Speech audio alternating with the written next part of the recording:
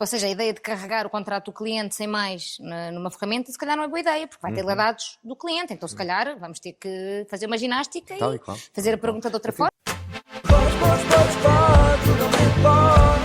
Advogada facilita.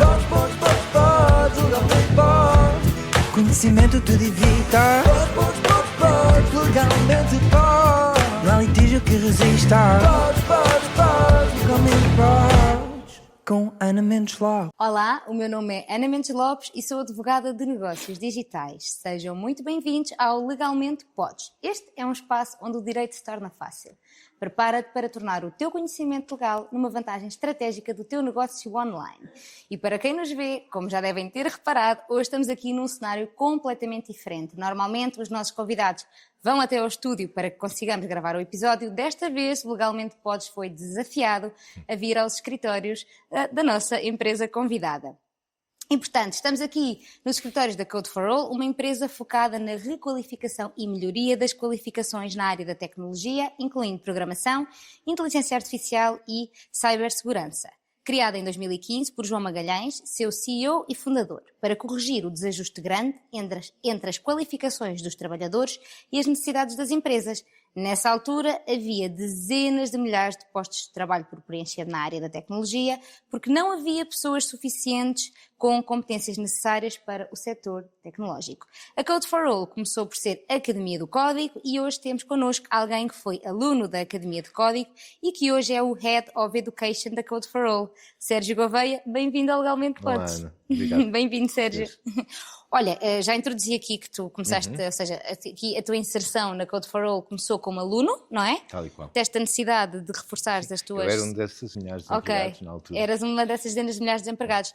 E então ingressaste aqui na Code for All, na altura que se chamava Academia de Código, e Exatamente. Conta-me um bocadinho como é que foi este percurso. Na altura estava desempregado, eu vinha da área financeira e da área de contabilidade, estava com 40 anos, era assim, já tinha tomado a decisão que chegava, que gostava de virar, mas com 40 anos é muito assustador. Claro. E não sei se estava a fazer uma asneira, não valia mais ficar pelo seguro. E os bootcamps, não existiam, uma escola, parecia tudo bom demais. Quando eu conheci o bootcamp de programação da Academia de Código na altura, tudo parecia bom demais porque era um curso de 14 semanas, 3 meses e meio, intensivo, tudo o que me diziam que no final eu seria um programador capaz de competir por um lugar no mercado de programação. Boa. E, bem, foi tudo verdade. O curso estava montado, e está, montado de uma maneira e com uma metodologia, exige muito dos alunos, mas vê-se também uma entrega também muito grande da parte de professores e das matérias. Estava extremamente atual e dá uma coragem, uma confiança que... Aquele boost de motivação. Eu não estava habituado, foi uma motivação. Eu não conseguia pensar em fazer mais nada, só conseguia pensar em programar. Isso é um problema dos programadores em geral, Acontece, não é? É verdade. Sobretudo, olha, repara que na altura nós tínhamos que aprender a programar para nos candidatarmos, ou seja, temos uma escola de programação que nos prometia aprendes do zero, mas pediam-nos para estudar um bocadinho, para ver como aprendemos, para ver como é que lidamos com desafios, que os desafios de programação são especialmente frustrantes. A vírgula que faz a são diferença. Terríveis, o ponto e vírgula, uma vírgula, um nome mal escrito. O traço que não é o traço. A euforia de conseguir também é exagerada. As duas andamos sempre neste equilíbrio de uma euforia e de frustração. Isso, na altura da candidatura, aconteceu logo. Eu não conseguia pensar em mais nada, durante o curso não conseguia pensar em mais nada. E a verdade é que cheguei ao fim, e eu e os meus colegas, praticamente todos contratados por consultoras e software houses em Portugal, para começar a trabalhar com criadores de software, júniores, claro. Estávamos a competir por um lugar com os alunos do técnico e do ISEL. Claro que com as devidas distâncias, eram os alunos do técnico e do ISEL das faculdades, tinham outra bagagem, um curso de 3 anos. Nós tínhamos ainda muito para andar, muito para aprender, mas estávamos prontos a começar. Claro, mas tinham as ferramentas básicas para, e no fundo a Academia de Código permitiu-vos a todos mudar de vida, não é? E mudar completamente, sim. No meu caso foi, e no caso de muitos, porque entretanto fiquei e acompanhei muitos mais de 2.000 alunos, é uma mudança de vida em todos os sentidos. Olha, e como é que te tornaste Head of Education aqui da empresa? Bem, foi por um caminho. A outra paixão que acabei por descobrir foi a de ensino. Porque, de facto, a metodologia e o ambiente da Code for All eram tão fora do que estava habituado. Quer dizer, estávamos todos a aprender algo que gostávamos muito e havia um ensino. Eu digo havia porque estou sempre a falar da minha experiência. Claro, e é exatamente sobre ela que eu te questionei, não é? Essa experiência. A motivação, está muito nas nossas mãos criar o nosso caminho e era muito prático, era muito motivante fazer este curso. Apaixonaste pelo processo? Pelo processo também pensei, e eu que tinha um bocadinho de medo de palco, o curso obrigava-nos a fazer apresentações praticamente todas as semanas. Tínhamos que fazer apresentações do nosso código, apresentações de temas diversos, temas ligados à programação e à tecnologia, depois explicar o código. Isto porque hoje em dia há 10 anos, mas hoje ainda é verdade, um programador já não é aquela caricatura dos filmes fechado numa casa a trabalhar sozinho. O programador vai apresentar a clientes, vai apresentar o seu trabalho a colegas, as reuniões são constantes. Portanto, defender muito bem o seu trabalho é essencial para a carreira de um programador e comunicar muito bem. Bom, isso é importante, até para terem contratos bem feitos, não é? Porque quando não sabemos defender o nosso trabalho, facilmente o contrato pode ser dado por incumprido com o cliente. Olha, Sérgio, vocês na Code for All usam muito uma expressão que é democratizar o acesso à educação tecnológica. O que é que significa isto para a Code for All? Bem, é um valor nosso muito antigo, está mesmo na gênese, está mesmo no nosso ADN, e tem muito a ver com liberdade. É que neste momento há software. Eu não sei se a maioria das pessoas tem consciência que quase todas as máquinas que estão à nossa volta correm algum tipo de programa de computador. Todas. São elevadores, para além de computadores e telefones, a nossa televisão, há torradeiras que têm, e frigoríficos, carros. A Netflix? Não é? Tudo isto são programas de computador a correr. E há ou seja, alguém não saber. São programas fechados, com muito pouca transparência, alguns deles. Eu não sei que programa está a correr na minha televisão, ou na minha torradeira, ou na minha bicicleta, no meu carro.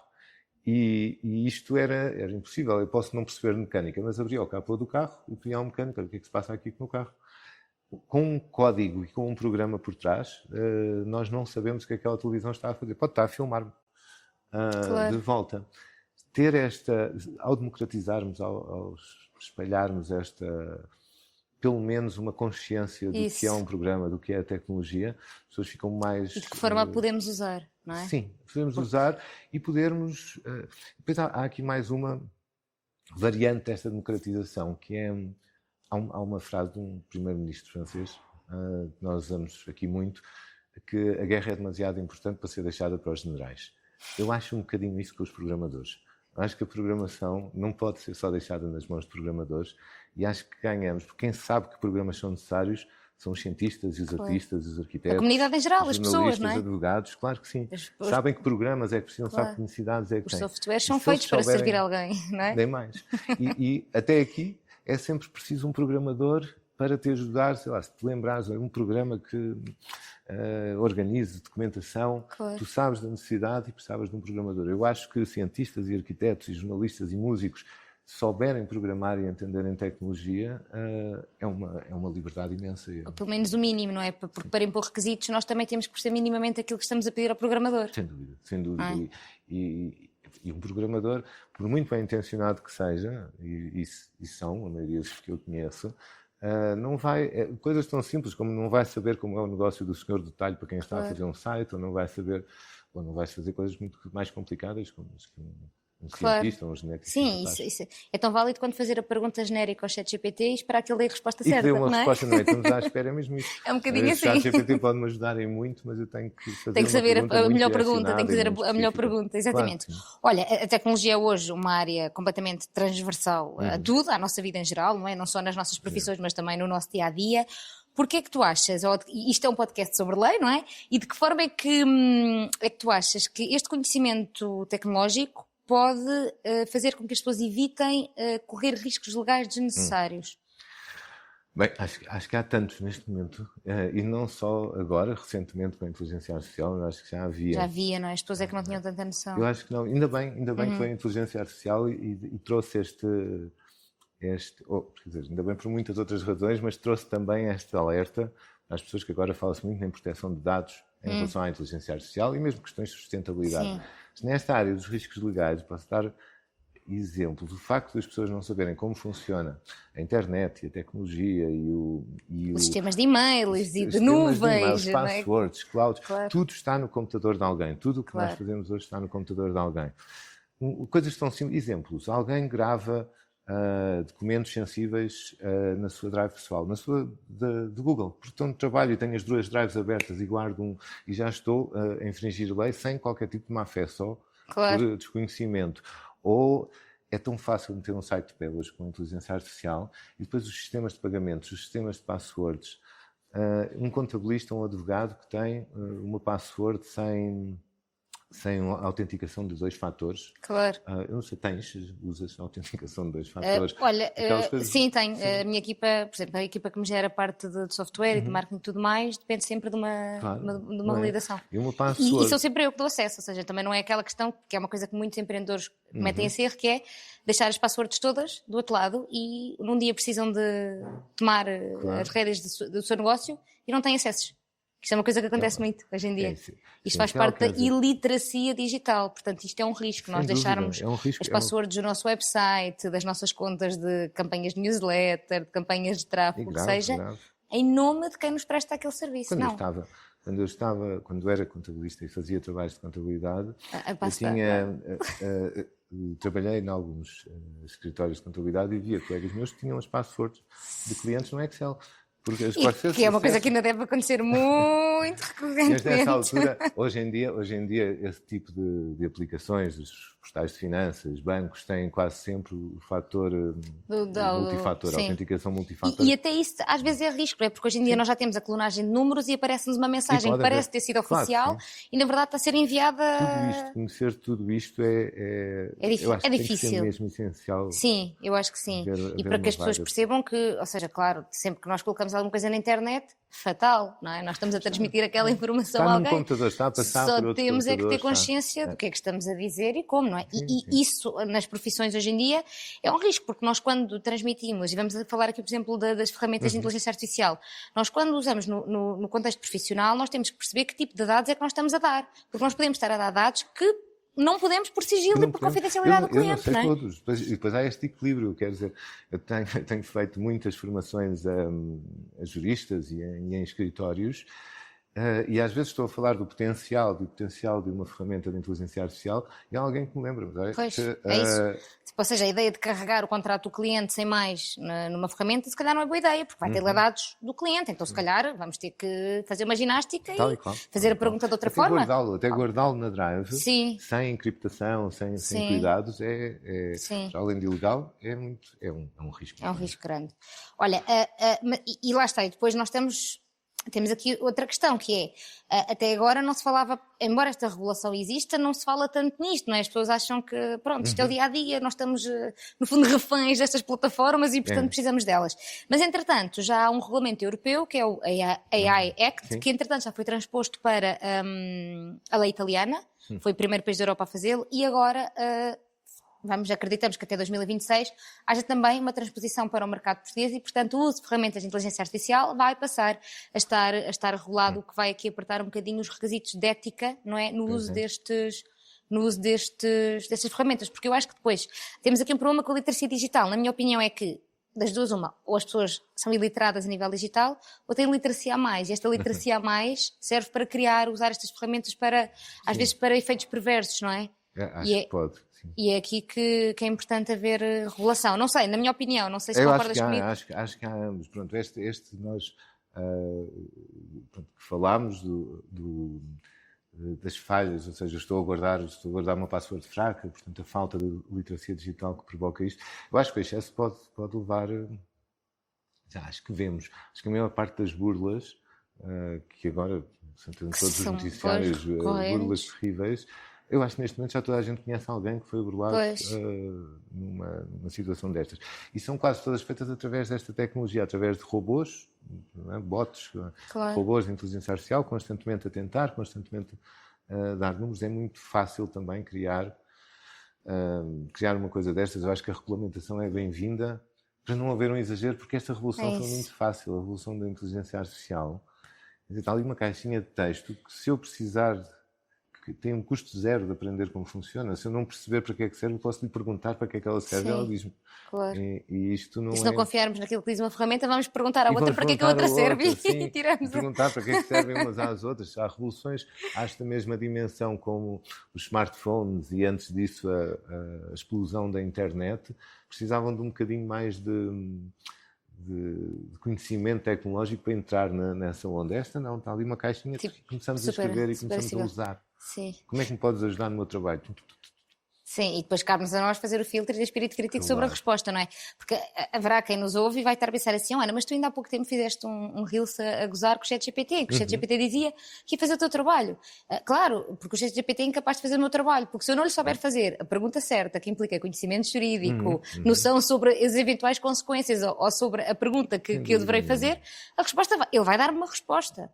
Isso aí eu não tenho dúvidas. Agora, se a resposta é certa ou não, já são outras questões, não é? Porque nós não podemos acreditar em ferramentas de inteligência artificial que não passem por uma supervisão humana, não é? Não. A supervisão é essencial em qualquer... Por uma questão de segurança, e eu acho que aqui temos focado muito em segurança, se eu pedir um contrato de trabalho ao ChatGPT, que tem mesmo bom aspecto. Claro que tem. Uma petição inicial, tem muito bom aspecto, e eu olho para aquilo, isto parece mesmo uma petição inicial. E se mostrar a um estudante de Direito do primeiro ano, ele diz-me isto está cheio de erros. Portanto, eu acho que os especialistas, um especialista em programação consegue tirar um grande partido destas ferramentas e gerar código e acelerar a sua atividade. Um jurista consegue, de uma forma de analisar e comparar, fazer resumos, fazer resumos de requisitos legais. Tudo. Eu acho que o ChatGPT é ótimo para isso. E documentos. Sim, naturalmente, mas nós temos que lhe dar as instruções certas. Claro. Não é? Ou seja, eu tenho que dizer à ferramenta de inteligência artificial qual é que é o tema, qual é que é a minha questão, onde é que eu quero chegar. Porque senão eu vou ter, realmente, ele vai-me responder qualquer coisa. Sim. Agora eu depois tenho que... Um exemplo sobre isso. Quando começaram a aparecer as imagens, a geração de imagens, aquelas imagens que pareciam todas um bocado AI, e eu aqui experimentei 2 ou 3 e vi aquelas imagens que tinham tão mau aspecto, eram sempre aquelas imagens roxas com hologramas e tal, e disse a um colega meu, um designer, que aquilo era muito fraco. E ele fez um prompt, ou seja, eu não sei nada de design nem de imagem, ele fez um prompt bom e apareceu uma imagem incrível. Eu pensei, ok, eu é que não sei como trabalhar com isto, não é? Como pedir uma boa imagem ou como pedir um bom vídeo. E acho que um especialista agarrado à inteligência artificial vai potenciar o seu trabalho, vai conseguir ampliar muito o seu trabalho. E alguém que não saiba fazer, não.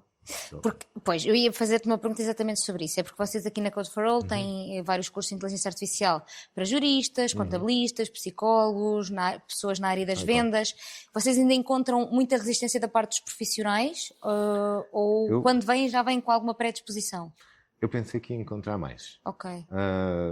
Foi uma surpresa não encontrar. Eu pensei, por exemplo, porque, quer dizer, quando o ChatGPT está quase a fazer 3 anos, quando explodiu, no mês seguinte havia capas de revistas com o fim de uma série de profissões. Sim, claro. A minha e a tua, advogados e programadores iam à vida, jornalistas... Não, mas a questão é quando o ChatGPT enganar o cliente, quem é que vai defender em tribunal se for o advogado? É, quem é a responsabilidade é uma pergunta mesmo importante. Mas essa é a questão, não é? E, curiosamente, eu não tive essa resistência nem quando encontrei jornalistas, nem contabilistas, não houve essa resistência, mas há ali uma ansiedade.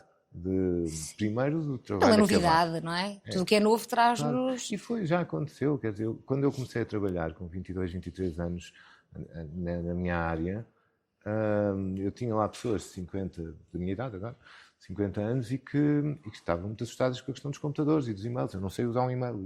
Claro, e hoje em dia... Está disseminado para toda a gente, mas era uma revolução muito importante e que assustava as pessoas e deixava-as com ansiedade. E acho que ainda deixa... do género, por um lado a pergunta o meu trabalho vai acabar e por outro uma coisa mais identitária eu estudei tantos anos e trabalhei tantos anos para saber o que sei e agora vocês estão a dizer com um prompt Mas, na fazem a verdade, mesma coisa. somos nós que ensinamos a inteligência artificial, não é? O conhecimento humano, portanto, nós quando fazemos questões e criamos os prompts e tudo mais, trabalho. é o nosso conhecimento que está... Aliás, a inteligência artificial sem conhecimento humano não existe, não é? Porque nós temos que carregar informação e temos que dar informação. Isto naturalmente aplica-se a todos os setores. Portanto, eu próprio estou a fazer aqui um curso de inteligência artificial para juristas com a Code for All. Aliás, eu conheci a Code for All exatamente porque me inscrevi neste curso. E qual é que é a ideia aqui? É que a IA venha substituir o meu trabalho? Obviamente que não. É entregar ao cliente final o produto que a IA me dá? Não. O que eu quero é criar eficiência nos processos. Se eu tenho que entregar um parecer ao cliente, eu tenho que lhe entregar uma lista de requisitos legais, eu vou dizer ao ChatGPT, por exemplo, ou ao Perplexity, ou outra plataforma qualquer, que artigo é que eu quero resumir, especificamente, não é? Porque eu já sei o que é que eu lhe estou a pedir e ele vai-me fazer uma tabela resumo, por exemplo. É para este tipo de coisas que a inteligência artificial, não é? Eu tenho uma colega advogada que está sempre a dizer que quem só sabe de direito nada sabe. E isto é verdade em todas as profissões hoje em dia. Acho que é. Ainda há bocado falava que os programadores não podiam só fazer código, tinham que saber comunicar, tinham que saber apresentar-se, apresentar o seu trabalho e conhecer outras áreas. E acho que com direito é igual e com muitas outras. Não pode ser. Eu não diria que nada sabe, mas é importante que saiba um pouco mais. No mundo real, não é? No mundo real nós no âmbito das nossas profissões, nós já temos que saber muitas coisas. É por isso que a vida hoje em dia é tão exigente. Sim. Nós temos que saber da técnica do nosso trabalho, temos que saber falar línguas, temos que perceber alguma coisa de mínimos olímpicos de marketing e de tecnologia e tudo mais. E exercer... Há tantas coisas que nós tomamos por assegurado e que são necessárias. Inglês, entender-te com um computador, saber com a internet, saber comunicar com alguém, saber fazer uma call. Saber fazer uma proposta a um cliente, não é? Saberes vender o teu produto. Hoje temos que saber fazer tudo, porque a concorrência é muita e o mundo, não é? Obviamente que a globalização leva-nos aqui, não é? Andamos todos a concorrer de todos os pontos do mundo para o mesmo. Curiosamente, em 2024 surgiu uma medida do governo que é o cheque de formação mais digital. O cheque de formação mais digital é, no fundo, um cheque que é subsidiado pelo IFP até de 750 euros por pessoa, que permite, e que a ideia deste cheque é requalificar as empresas e os trabalhadores para aumentar as suas valências tecnológicas, seja na área da análise de dados, da inteligência artificial, cibersegurança. Aqui o cheque de formação mais digital acabou por fazer um match perfeito com aquilo que foi com a nossa ideia de democratizar o acesso à tecnologia, sem dúvida. E nestas revoluções, estas revoluções tecnológicas que causam as tais ansiedades, já que o meu emprego vai desaparecer, e alguns vão. Também é importante não esconder isso. Alguns empregos vão desaparecer. Sim, mas se calhar já iriam de outra forma qualquer, não é? Já iriam de outra forma. E se calhar alguns ainda bem que desaparecem, ainda bem que não há uma pessoa a fazer 6 ou 8 horas por dia um certo tipo de trabalhos. Sim. Mas o peso da requalificação não pode estar só nos trabalhadores, as empresas têm que apostar em formação, as universidades têm que atualizar currículos e pronto, e neste caso o IFP e o Governo e o Estado apoiar rapidamente esta transição. E tu achas que este tipo de apoios, é necessário porque as pessoas efetivamente vão atrás desta requalificação? Eu espero que sim. Acho que é necessário, não tenho dúvidas.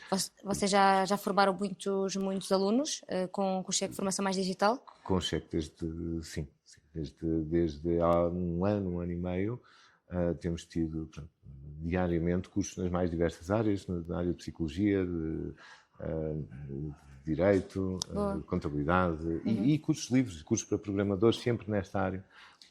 Pois sim, para além daquilo que é os bootcamps e tudo mais. Para além dos cursos que são uma requalificação mais pesada. Esta é uma atualização de conhecimentos, é uma adaptação. Claro. E os bootcamps. Por acaso, eu conheci a Code for All exatamente porque me apareceu, efetivamente, a comunicação sobre inteligência artificial para juristas e depois eu percebi-me dentro do vosso próprio site que eu podia fazer este curso a custo zero, não é? No fundo, eu candidatei-me o curso custou exatamente 750 euros, eu candidatei-me ao IFP e depois de terminado o curso, o IFP vai-me devolver o que eu paguei. E, portanto, no fundo, acabo por tirar um benefício grande. Normalmente a lei só serve para nos fazer gastar dinheiro aos nossos negócios. Esta serve para que nós possamos, no fundo, aproveitar. E depois tem aqui uma valência acrescida, que é, normalmente este tipo de apoios são só para as empresas. Desta vez não. É para os empresários em nome individual, para os trabalhadores independentes, para os próprios trabalhadores e para os sócios de sociedades unipessoais. Que é uma coisa curiosa, no fundo acaba por abranger aqui... São as tais pessoas que sentem em perigo, quer o seu negócio, quer o seu trabalho, em algum perigo de adaptação tecnológica que precisem, e o cheque digital cobre isso e apareceu na melhor altura possível. Foi ótimo. E está em vigor até ao final de dezembro de 2025, portanto, eventualmente poderá haver alguma prorrogação, mas até à data ainda não há. É até ao final 31 de dezembro. O que significa que até lá vocês têm que fazer os cursos, fazer a inscrição no IFP e terminá-los antes de 31 de dezembro para que nessa data tenham tudo concluído. Podem, obviamente, procurar mais sobre isso. No entanto, vou já dizer-vos que o próximo episódio do Legalmente Podes é precisamente sobre o passo a passo da candidatura a este cheque mais formação para quem naturalmente tiver esse interesse, porque realmente é assim, é fácil nós pensarmos nestas coisas, depois estes processos acabam por ser um bocadinho burocráticos, mas eu vou explicar tudo, e a minha intenção já era trazer um episódio sobre isto. Entretanto, aqui com a Code for All acabámos por fazer aqui o match perfeito. Sérgio, eu não sei se te disseram, mas nós aqui no Legalmente Falso, no Legalmente Pode, já me estou a denunciar, temos uma rubrica que é o Legalmente Falso. Okay. Então, eu vou-te dar duas normas, uma que é real e outra que eu inventei. Tu vais ter que dizer qual é que é a falsa. É um bocadinho difícil, tá bem? Tens que estar muito concentrado. Legalmente Falso. Então, nos termos do AI Act, considera-se responsável pela implantação uma pessoa singular ou coletiva, autoridade pública, agência ou outro organismo que utilize um sistema de AI sobre a sua própria autoridade, salvo se o sistema de inteligência artificial for utilizado no âmbito de uma atividade pessoal de caráter não profissional.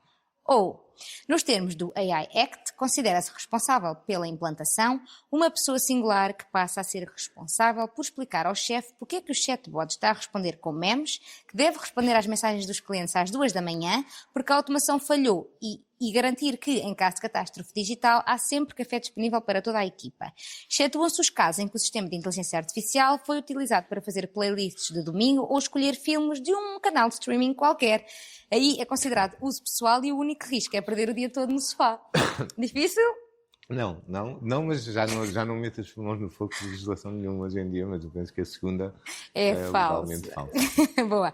Olha, aqui uma última pergunta para os nossos ouvintes.